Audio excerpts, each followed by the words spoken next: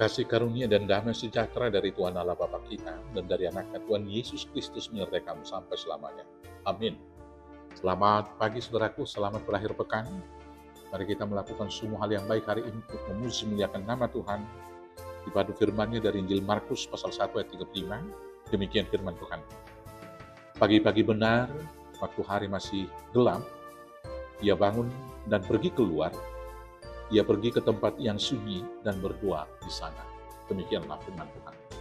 Bapak Ibu Saudaraku yang terkasih dalam Yesus Kristus, kita sudah sering mendengar ujaran yang mengatakan doa adalah napas hidup orang beriman. Sebagai napas hidup, tentunya kalau tidak bernapas, maka tubuh ini akan lemas dan akhirnya akan binasa atau mati. Demikianlah juga iman.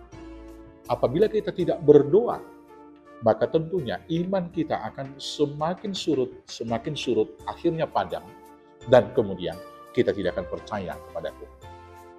Maka karena itu berdoa adalah keharusan bagi kita.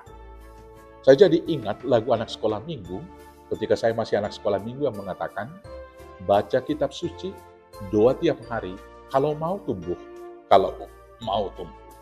Membaca firman-Nya, berdoa tiap hari, adalah syarat mutlak supaya spiritualitas pribadi kita, iman kita semakin bertumbuh, semakin dewasa di dalam Tuhan. Saudaraku yang terkasih, dalam hal berdoa Tuhan Yesus mengajar kita dengan teladan bahwa Dia memulai semua aktivitasnya tiap hari. Pagi-pagi benar ketika hari masih gelap, Dia selalu berdoa.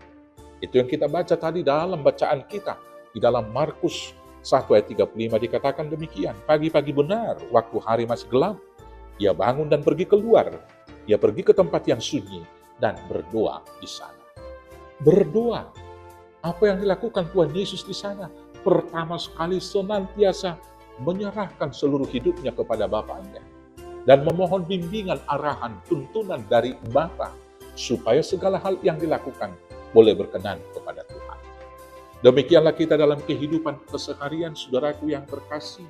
Di dalam doa-doa kita ada pengakuan hidup kita bersumber dari Tuhan. Dan selanjutnya kita bersyukur untuk itu.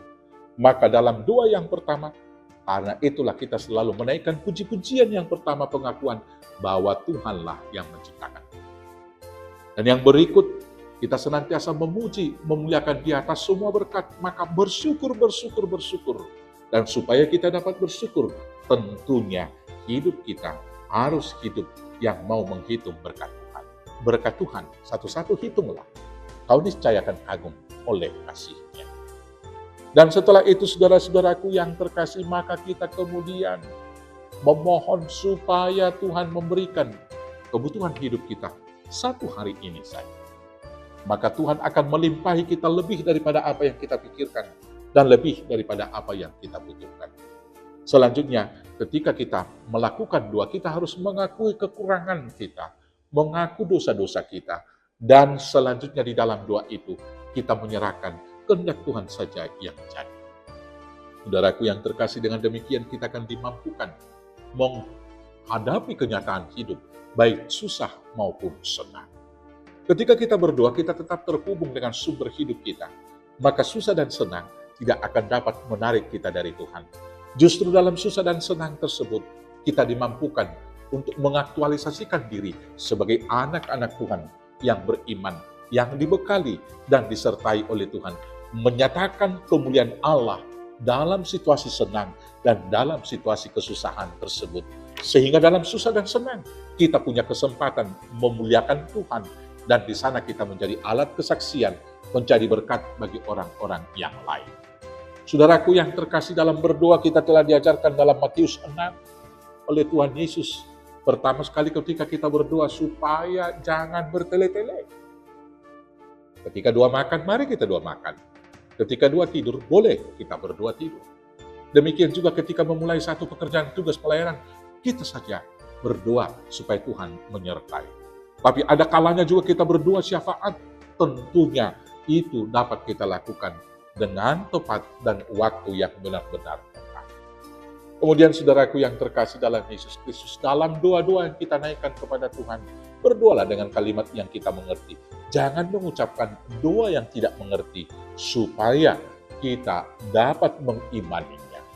Ada sebagian orang yang berdoa dengan kalimat yang luar biasa, yang sesungguhnya tidak dimengerti, tapi karena mengikuti tren dan meniru doa-doa orang lain, dia meminjam atau mungkin mengambil kalimat tersebut menjadi kalimat-kalimat doanya.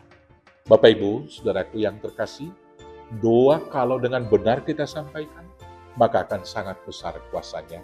Dan kalau kita sungguh-sungguh hidup di dalam doa itu. Selanjutnya harus kita ingat juga berdoa bukan hanya menguntaikan permohonan-permohonan dalam kalimat doa yang singkat. Tetapi begitu kita aminkan, kalimat-kalimat doa kita itu harus juga diakulasikan dalam kehidupan yang nyata. Maka kesimpulannya, seluruh totalitas hidup kita adalah doa kepada Tuhan. Karena itu, berdoalah senantiasa. Berdoalah dengan sungguh-sungguh hanya di dalam nama Yesus Kristus Tuhan Juru Selamat kita yang hidup. Amin, kita berdoa. Terima kasih Bapa yang baik. Ajar kami berdoa dengan sungguh-sungguh di dalam iman kepada Tuhan. Dengan bimbingan Roh Kudus dan pertolongan Yesus Kristus Tuhan Juru Selamat kami yang hidup. Amin. Selamat berdoa, selamat beraktivitas, selamat berakhir pekan. Horas, horas, horas.